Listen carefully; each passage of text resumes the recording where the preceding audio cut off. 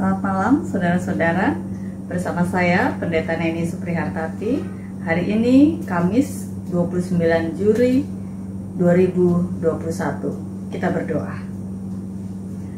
Ya Allah, kami ingin menutup hari ini dengan membawa diri dalam keheningan dan ketenangan jiwa kami dengan membaca Alkitab dan merenungkannya.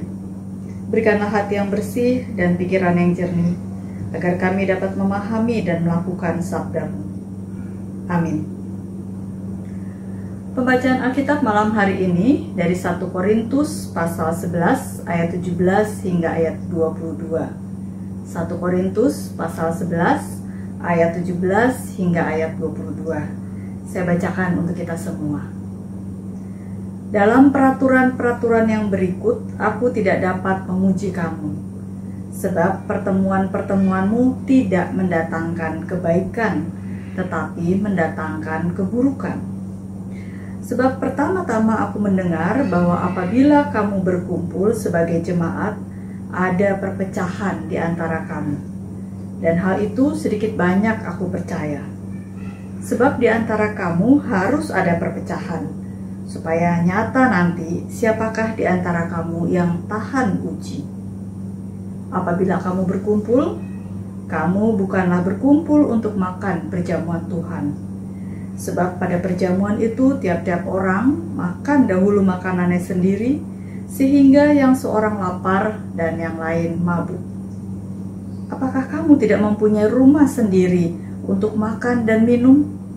Atau maukah kamu menghinakan jemaat Allah dan memalukan orang-orang yang tidak mempunyai apa-apa? Apakah yang kukatakan kepadamu? Memuji kamu?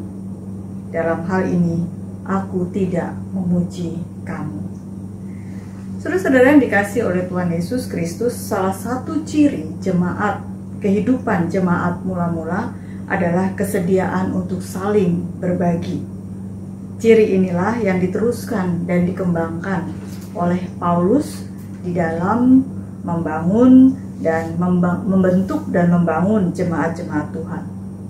Bentuk saling berbagi tersebut diwujudkan dengan perjamuan kasih atau berkumpul lalu memecahkan roti dan berdoa. Perjamuan kasih adalah perjamuan makan malam bersama yang dilakukan dengan cara setiap keluarga atau setiap orang membawa makanannya dari rumah lalu dikumpulkan dan mereka makan bersama. Tujuan dari perjamuan kasih ini adalah saling berbagi dari apa yang mereka miliki.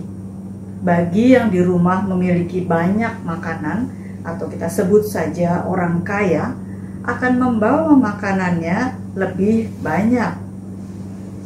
Sedangkan bagi yang hanya sedikit atau bahkan tidak ada makanan atau orang miskin, bisa tetap datang dan makan bersama dari makanan yang dibawa oleh orang kaya.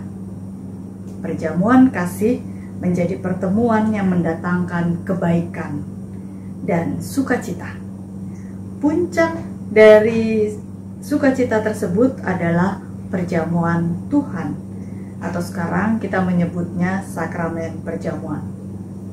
Lalu pertanyaannya, mengapa Paulus mengatakan tidak memuji pertemuan mereka? Pertemuan jemaat di Korintus itu. Bukankah mereka juga mengadakan pertemuan dengan perjamuan kasih yang diakhiri dengan perjamuan Tuhan? Memang saudara-saudara jemaat di Korintus mengadakan pertemuan dengan perjamuan kasih dan perjamuan Tuhan.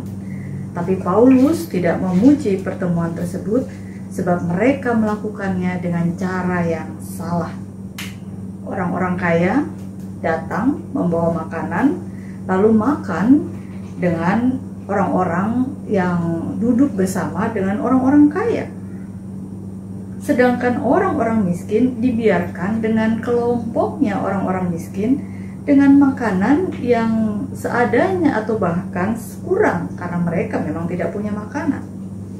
Untuk itulah Paulus katakan, jika demikian yang terjadi, ya bukankah makan saja di rumah masing-masing? Setiap orang kan punya rumah dan punya makanan. Pertemuan yang seharusnya mendatangkan kebaikan justru sebaliknya mendatangkan keburukan.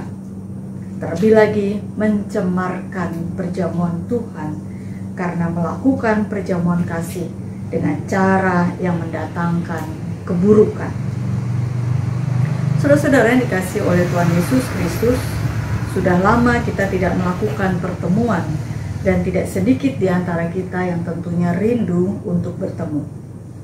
Sekalipun kita tidak dapat bertemu secara langsung, tapi bukan berarti kita tidak dapat mengadakan pertemuan yang mendatangkan kebaikan. Situasi saat ini di mana tidak sedikit saudara kita yang terpapar dan harus menjalani isolasi di rumah, yang mungkin jadi harus berhenti bekerja, dan itu berarti tidak ada pemasukan keuangan. Saudara kita yang terkena dampak pandemi sehingga kehilangan pekerjaan atau tidak bisa melakukan usahanya, padahal kebutuhan sehari-hari tidak mungkin berhenti. Marilah, ini saatnya kita mengadakan pertemuan yang mendatangkan kebaikan tanpa harus berjumpa secara langsung. Marilah kita mengadakan perjamuan kasih dengan cara yang benar, yaitu kesediaan atau kerelaan untuk berbagi. Maka hendaklah sekarang ini kelebihanmu mencukupkan kekurangan mereka, agar kelebihan mereka kemudian mencukupkan kekurangan kamu, supaya ada keseimbangan. Amin. Kita berdoa.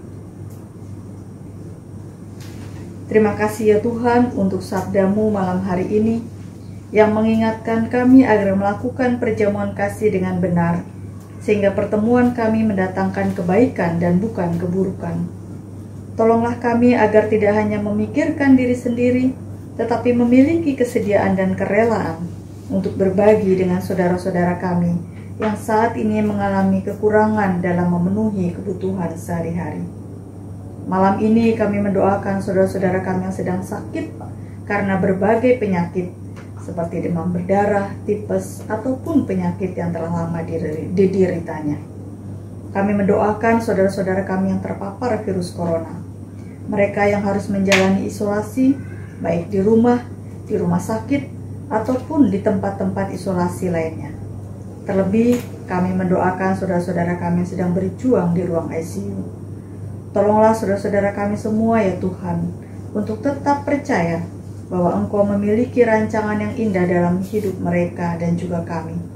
Berikanlah kekuatan dan ketenangan dalam menghadapi situasi ini. Ya Tuhan, setiap hari bahkan setiap jam kami mendapatkan berita duka cita. Kami tidak tahu apa yang sedang Engkau rancangkan bagi kehidupan kami dan dunia ini. Tapi yang kami imani adalah Engkau memiliki rancangan damai sejahtera dan bukan rancangan kecelakaan. Berikanlah kekuatan dan penghiburan bagi saudara-saudara kami yang ditinggalkan oleh anggota keluarganya karena kematian. Mampukanlah kami untuk dapat juga menghibur saudara-saudara kami yang berduka. Inilah doa kami malam hari ini, yang kami panjatkan dalam pengasihan-Mu, Tuhan kami Yesus Kristus. Amin. Selamat malam saudara-saudara, selamat beristirahat.